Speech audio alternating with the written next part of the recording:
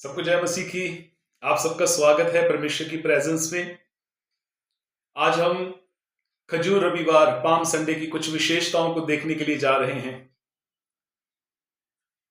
आज का जो वचन है मैंने मरकुस की किताब उसका 11 अध्याय 1 से लेकर 11 वचनों में से लिया है। और जब हम इसका शीर्षक देखते हैं, टाइटल जो है वो है यरूशलेम में विजयी प्रवेश। तो प्रियो, सबसे पहले एक सवाल उठता है यहां पर जब हम इस टाइटल को पढ़ते हैं, यरूशलेम में विजयी प्रवेश। सवाल यह है कि ये कौन सी विजय थी, ये कैसी विजय थी, ये सवाल है।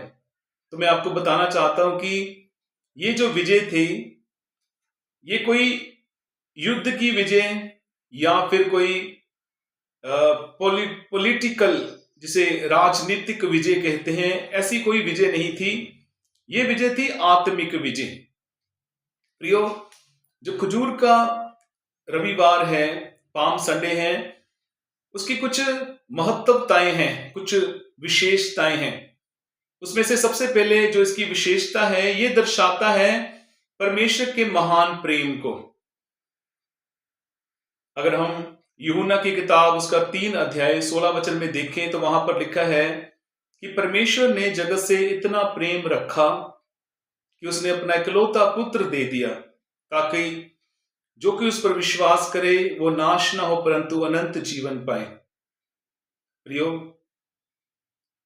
जो काम व्यवस्था नहीं कर सकी उसे परमेश्वर ने किया। खुदावन ने सारे कानून देखकर देख लिया कि लोग इस कानून से भी नहीं, इन कानूनों के साथ भी नहीं अपने आप को परिवर्तित करते, नहीं बदलते, तो खुदावन ने अपने बेटे को दे दिया। सो प्रियो, ये दर्शाता है परमेश्वर के महान प्रेम को। और दूसरा ये है कि ये दर्शाता है यीशु मसीह ने जो वेदना सही, किसके लिए? इस समस्त मानव जाति के लिए उसने जो दुख सहा, उसको ये दर्शाता है।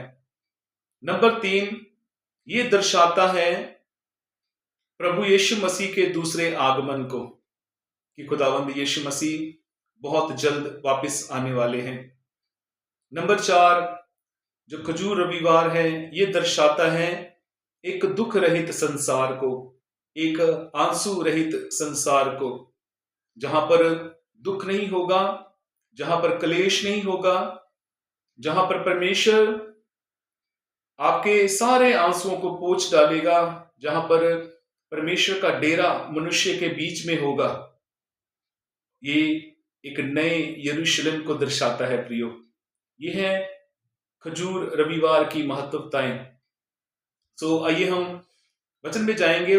वचन में लिखा है, मरकुस की किताब उसका 11 अध्याय पहले वचन को मैं पढ़ता हूं। लिखा है, जब वे यरूशलेम के निकट जैतून पहाड़ पर बेतफगे और बेतनिया के पास आए तो उसने अपने चेलों में से 2 को ये कहकर भेजा, सामने के गांव में जाओ और उसमें पहुंचते ही एक गदही का बच्चा जिस पर कभी कोई नहीं चढ़ा बंधा हुआ तुम्हें मिलेगा, उसे खोल लाओ। सो प्रियो, यहां भी एक सवाल उठता है कि प्रभु यीशु मसीह ने उस गधे को ही क्यों चुना बैठने के लिए? किसी हाथी के ऊपर भी जा सकते थे वो यरूशलेम में, घोड़े के ऊपर बैठकर भी जा सकते थे, लेकिन एक गधे को ही क्यों चुना? सो मैं आपको बताना चाहता हूं कि जो गधा है वो चिन्ह है किस किस चीज का? नंबर 1 है बेबसी का, बेबस इंसान। दूसरा है गुलामी का चिन्ह। तीसरा है बोझ से लदा हुआ। चौथा है परिश्रम करने वाला। और 5वां है फंसा हुआ। ये है एक गधे के चिन्ह। सो प्रियो, कभी कभी हम भी तो गुस्से में बोल देते हैं ना कि हमारी जिंदगी जो है गधे जैसी हो गई। सुबह काम पर जाता हूँ, शाम को वापस आता हूँ, फिर घर का काम, ये वो, नो, हमेशा हमारी ये शिकायत होती है। तो प्रियो, मैं आपको बताना चाहता हूँ कि ये गधे वाली जो जिंदगी है हमने खुद बना के रखी है। परमेश्वर हमसे नहीं ये गधे वाली जिंदगी चाहता, उसने हमें बेटे और बेटियां बनाई है। प्रियो, काम करना अच्छी बात है, काम करना बुरी बात नहीं, लेकिन गुस्से में काम करना, चिढ़कर काम करना, वो सही बात नहीं होती। यीशु मसीह ने उस गधे को की क्यों चुना, तो मैंने आपको बता दिया कि जो गधा है वो है एक बेबसी, गुलामी, एक बोझ से लदा हुआ, परिश्रम करने वाला और फंसे हुए का ये एक चिन्ह है। यहां पर जो गधा बंधा हुआ है वे इस संसार की, इस दुनिया की तस्वीर है प्रियो। बेबसी, गुलामी, बोझ, पाप। और खुशखबरी ये है कि प्रभु यीशु मसीह इन्हीं चीजों से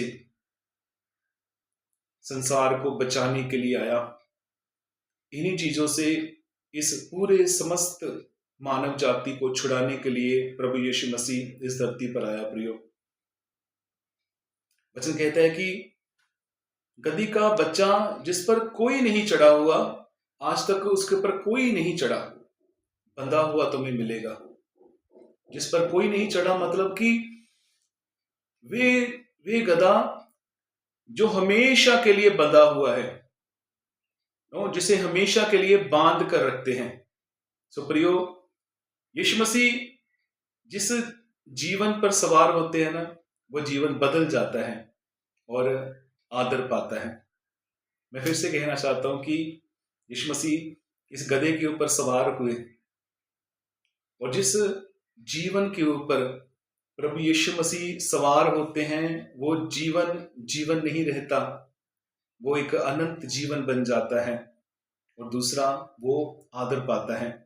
जैसे आज आप और मैं आदर पा रहा हूं, और ये आदर हमें क्यों मिल रहा है? ये आदर हमें इसीलिए मिल रहा है कि हमारे जीवनों के ऊपर प्रभु यीशु मसीह सवार हैं प्रियो।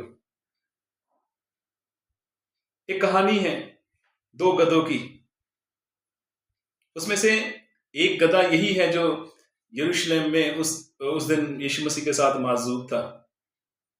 ये दोनों गधे पाम संडे के दूसरे दिन मिले और बात कर रहे हैं कि दूसरे गधे ने कहा, यार आज मैं यरूशलेम में गया था, लेकिन मुझे आज किसी ने पूछा ही नहीं। कल जब मैं यरूशलेम में गया था तो लोग अपने सुंदर सुंदर कपड़े मेरे कदमों में डाल रहे थे, खजूर की डालियां काट काट के मेरे कदमों में डाल रहे थे, लेकिन आज जब मैं गया तो किसी ने मुझे पूछा ही नहीं।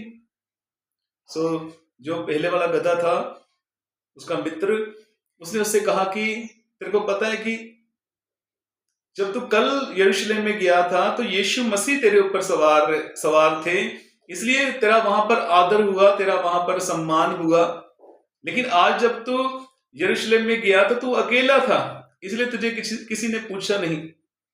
सो प्रियो, हमारी जो इज्जत है वो यीशु मसीह के साथ ही है। बिना यीशु मसीह के हम कुछ भी नहीं। पंजाबी दे विच यसु मसीह दे विच मैं लख दा हां ते यसु मसीह दे बिना मैं कख दा भी नहीं। तो यीशु मसीह के साथ आप लाखों के हैं, तो बिना यीशु मसीह के आप किसी काम के नहीं, हम किसी काम के नहीं हैं प्रियो। तो हमारी जो इज्जत है, जो आज हमें इज्जत मिलती है, इसलिए कि हमारे जीवनों के ऊपर आज यीशु मसीह सवार है प्रियो। जैसे प्रभु यीशु मसीह ने इस बच्चे को आजाद किया और उसके ऊपर सवार हुए और उसको आदर दिया, वैसे प्रियो आज प्रभु यीशु मसीह आपको भी आजाद करना चाहता है। और क्योंकि प्रभु को आपका प्रयोजन है, मतलब कि प्रभु यीशु मसीह को आपकी जरूरत है। वो चाहते हैं कि आप स्वतंत्र हो जाएं, आजाद हो जाएं और एक खुशहाल जीवन को जिए। एक और वचन देखेंगे मरकुस की किताब, उसके 11 अध्याय के 9 वचन में लिखा है कि जो उसके आगे आगे जाते और पीछे पीछे चले जाते थे, पुकार पुकार कर कहे जाते थे, हो सना, धन्य है वे जो प्रभु के नाम से आता है। तो यहाँ पर हम एक बड़ी भीड़ को देखते हैं, जो यीशु मसीह के पीछे पीछे आगे आगे एक बड़ी भीड़ थी, और एक पुकार को, एक शब्द को यहाँ पर हम सुनते हैं, वो है होसना। होसना का मतलब होता है आनंद, जॉय। लेकिन आपको पता है कि ये जो आज भीड़ है, ये जो आनंद मना रही है, वही ये थोड़े दिनों के बाद यही भीड़, यही आनंद जो है एक मातम में बदल जाता है। यही भीड़ जो है मरकुस की किताब उसके 13 अध्याय उसके 18 वचन में चिल्ला चिल्लाकर जो आज होसना होसना कह रही है, यही भीड़ वहां पर क्या कह रही है? इसे क्रूस पर चढ़ाओ, यीशु मसीह को क्रूस के ऊपर चढ़ाओ। और लूका की किताब 23 अध्याय उसके 18 वचन में पता है इस भीड़ ने क्या कहा? इसका काम तमाम करो।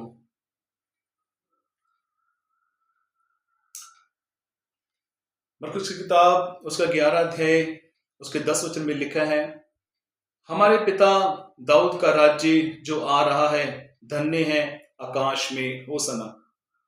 अभी इन लोगों की जो मेंटेलिटी थी, ये क्या थी कि देखिए दाऊद एक योद्धा था, और दाऊद ने 66 लड़ाइयां लड़ी, 66, बिना एक भी हारे। इन्होंने क्या सोचा कि प्रभु यीशु मसीह भी अभी दाऊद की तरह हमारे लिए लड़ेगा, यरूशलेम के लिए लड़ेगा, और हमें भी इस रोमी साम्राज्य से छुड़ाएगा। लेकिन प्रियो, प्रभु यीशु मसीह सिर्फ इजराइलियों का परमेश्वर नहीं है, जो यरूशलेम में रहते हैं उनका परमेश्वर नहीं है। यीशु मसीह सबका परमेश्वर है। यीशु मसीह आपका परमेश्वर है। वो आपको और मुझको बचाने के लिए आया। ये है पाम संडे का एक उद्देश्य खास।